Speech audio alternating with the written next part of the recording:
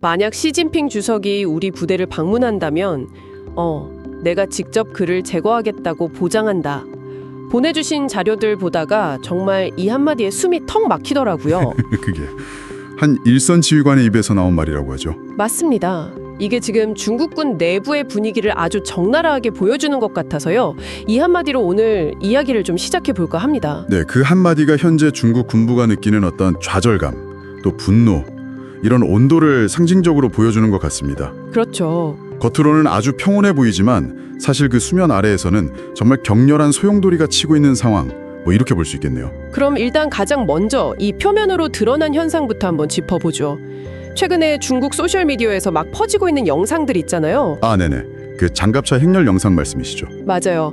베이징 서부 기차역 대합실에 완전 군장을 한 군인들이 수백 명씩 앉아있고, 또 다른 영상에서는 고속도로를 따라 장갑차랑 탱크가 정말 끝도 없이 이동하고요. 맞습니다. 이게 그냥 단순한 훈련이라고 보기에는 분위기가 너무 살벌하단 말이죠. 그렇죠.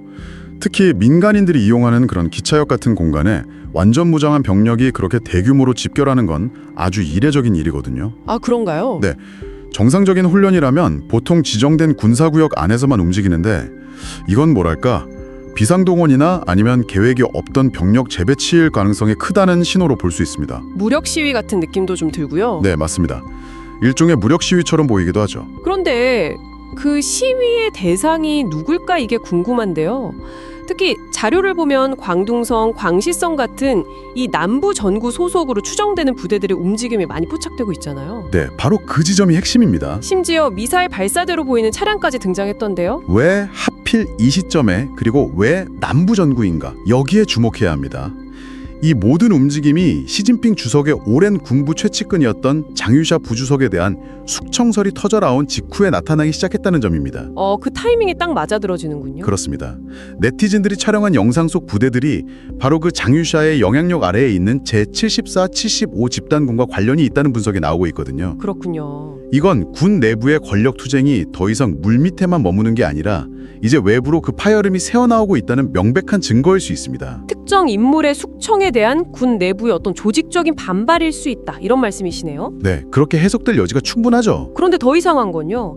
이런 혼란스러운 상황에서 인민해방군의 5대 전구 사령부 공식 웨이보 계정이 전부 접속이 안 됐다는 점이에요. 맞습니다. 이건 마치 약속이라도 한 듯이 군 전체가 갑자기 침묵에 빠진 거잖아요. 바로 그 침묵이 어떻게 보면 가장 강력한 메시지인 셈입니다. 침묵이 메시지다? 네, 이런 위기 상황일수록 군은 최고 지도부한테 충성을 맹세하고 내부 결속을 과시해야 하거든요. 그런데 오히려 입을 싹 닫아버리고 합니다. 이건 사실상 소극적 저항이자 명령 불복종에 가까운 행위예요.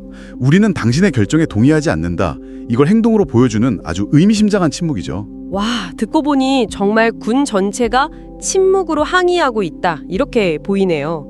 그렇다면 이 모든 사태의 중심에 있는 장유샤라는 인물, 대체 누구이기에 그의 숙청설 하나가 중국 군 전체를 이렇게 뒤흔드는 겁니까? 네. 자료 보니까 군 내부에서 거의 신과 같은 존재였다? 이런 묘사까지 있던데요. 그 신과 같은 존재라는 표현이 사실 과장이 아닐 정도입니다. 아, 정말요? 장유샤는 1988년에 입대해서 무려 60년 가까이 군에만 복무한 인물이에요. 심지어 베트남과의 전쟁에 직접 참전해서 혁혁한 공을 세운 실전 경험까지 갖춘 군부의 살아있는 전설이죠. 아, 그러니까 단순히 시진핑 주석이 임명한 그냥 고위장성이 아니라 그 이상의 의미가 있다는 거군요. 그렇습니다. 중요한 건 그의 경력이 단순히 계급이 높다는 걸 넘어선다는 점이에요. 수십 년간 그가 거쳐간 수많은 부대, 그리고 그가 직접 발탁하고 키워낸 부하들이 군 전체에 거미줄처럼 촘촘한 인맥 네트워크를 형성하고 있습니다. 인간관계로 얽혀 있군요. 네, 그의 영향력은 시진핑이 부여할 직위에서 나오는 게 아니라 수십 년간 전장에서 생사고락을 함께하며 쌓아올린 어떤 신망과 관계에서 나오는 거죠. 단순히 한 명의 장군이 아니라 군 전체를 묶는 인간 네트워크의 중심이었던 셈입니다. 그렇다면 시진핑 주석 입장에서는 그 막강한 네트워크 자체가 언젠가는 위협이 될 수 있다고 판단했을 수도 있겠네요. 정확합니다. 가장 든든한 방패가 동시에 가장 날카로운 창이 될 수도 있으니까요. 네, 그리고 그 판단이 군심과 얼마나 동떨어져 있었는지를 보여주는 충격적인 수치가 하나 있습니다. 어떤 수치죠? 한 내부 소식통에 따르면 군 장교의 80% 이상이 장유샤와 함께 축청된 것으로 알려진 류절리 합참의장을 지지하고 동정하고 있다는 겁니다. 잠시만요. 80%라고요? 네, 80%입니다. 그건 거의 군 장교단 전체가 등을 돌렸다는 이야기나 마찬가지인데요. 솔직히 좀 믿기 힘든 수치입니다. 이게 혹시 내부 고발자의 과장된 주장일 가능성은 없을까요? 물론 그 수치를 100% 정확하다고 단정할 수는 없습니다.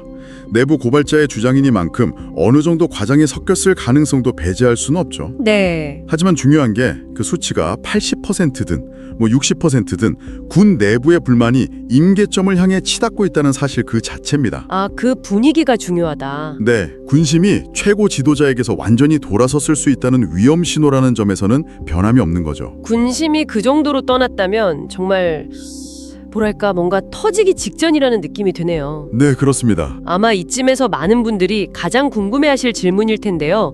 군 내부의 불만이 이 정도라면 왜 아직 본격적인 무장봉기나 쿠데타 같은 극단적인 움직임은 나타나지 않는 걸까요? 네, 자료에 인용된 한 지휘관의 토로가 참 인상 깊었습니다. 중국에서 무장봉기는 하늘에 오르는 것보다 어렵다. 그 지휘관의 말이 현실을 아주 정확하게 짚고 있습니다. 중국 공산당은 지난 수십 년간 쿠데타라는 최악의 시나리오를 원천적으로 봉쇄하기 위해 아주 정교하고 다층적인 통제 시스템을 구축해왔습니다. 시스템이요? 네, 말 그대로 겹겹의 족쇄를 채워놓은 셈이죠. 어떤 시스템이기에 그렇게 봉쇄가 가능한 건가요? 크게 한 세 가지로 볼 수 있습니다. 첫째는 철저히 분열된 지휘체계와 상호 감시망입니다. 지휘체계가 분열되어 있다고요? 네, 자료에 나온 지휘관의 고백처럼 사단장급이라 해도 자기 마음대로 움직일 수 있는 병력은 자기 경호부대 정도에 불과해요. 아, 대규모 병력을 동원하려면 사단, 여단, 연대, 대대까지 수많은 결제 단계를 거쳐야 하는데 이 과정에서 단 한 명이라도 배신하거나 상부에 보고하면 계획은 그냥 즉시 노출됩니다. 그 과정에 일종의 감시자들이 심어져 있다는 거군요. 맞습니다. 군 내부에 의도적으로 심어놓은 리틀 핑크, 그러니까 맹목적인 애국주의에 빠진 젊은 세대나 기회주의자들이 곳곳에 포지해 있거든요. 이들은 동료를 감시하고 보고하는 걸 애국이라고 생각하죠. 와, 그런 감시망 속에서 비밀을 유지하며 거사를 도모하는 건 거의 불가능에 가깝겠네요. 그렇죠. 알겠습니다. 지휘체계가 분열되어 있고 내부 감시망까지 있다.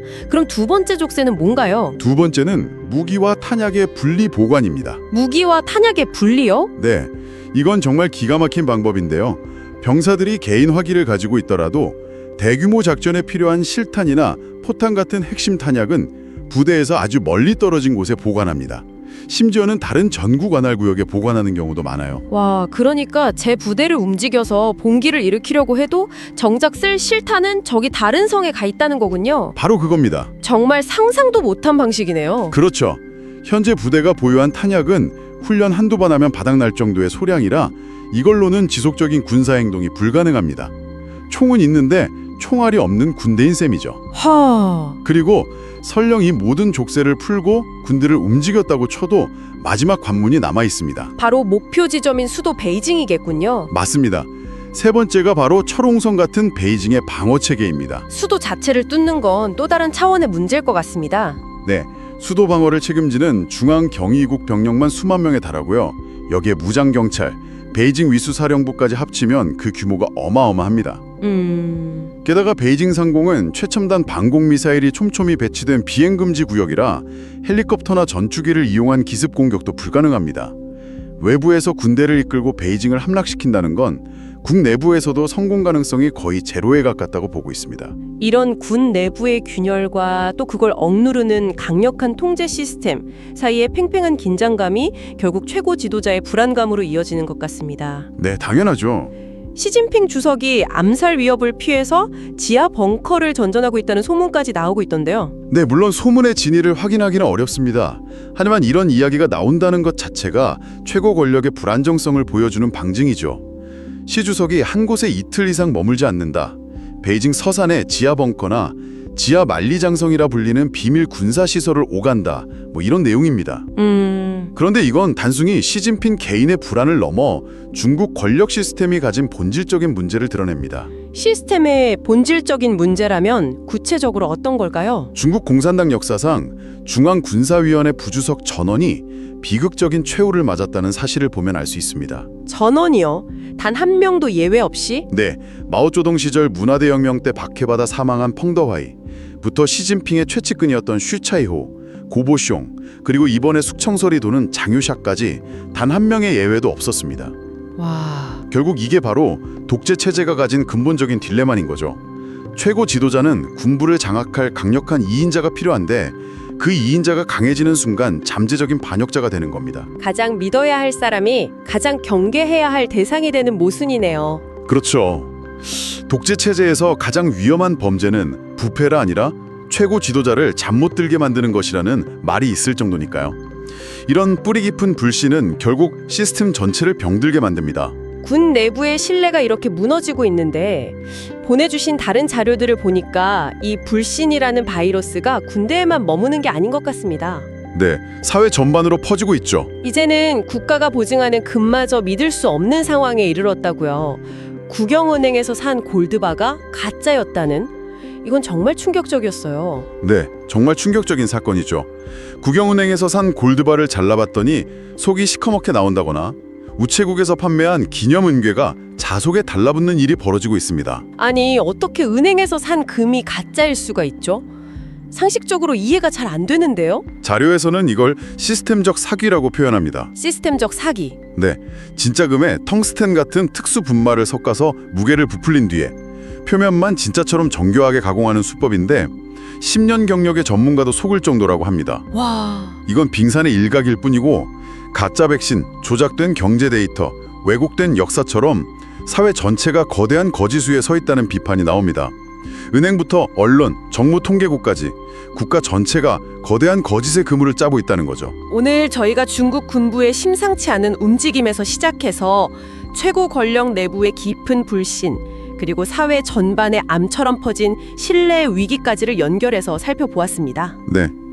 이 강력한 통제 시스템이 군부를 억누르고는 있지만 그 압력솥의 압력은 계속해서 높아지고만 있는 것처럼 보이네요. 네, 자료에 인용된 한 중국 네티즌의 말이 깊은 여운을 남깁니다. 어떤 말이었죠? 하나의 불꽃이 온 들판을 태울 수 있다. 한 부대가 일어나 첫 총성을 울리는 순간 중국은 정권이 바뀌는 순간을 맞이할 것이다. 지금 중국인 대다수가 공산당을 혐오하고 있기 때문에 민심은 이미 준비되어 있다는 주장인데 의미심장하죠. 철옹성 같은 억압적인 통제 시스템과 그 안에서 임계점을 향해 끓어오르는 불만. 과연 무엇이 먼저 무너지게 될까요? 이 질문을 여러분께 남기면서 오늘 깊이 있는 분석을 마치겠습니다.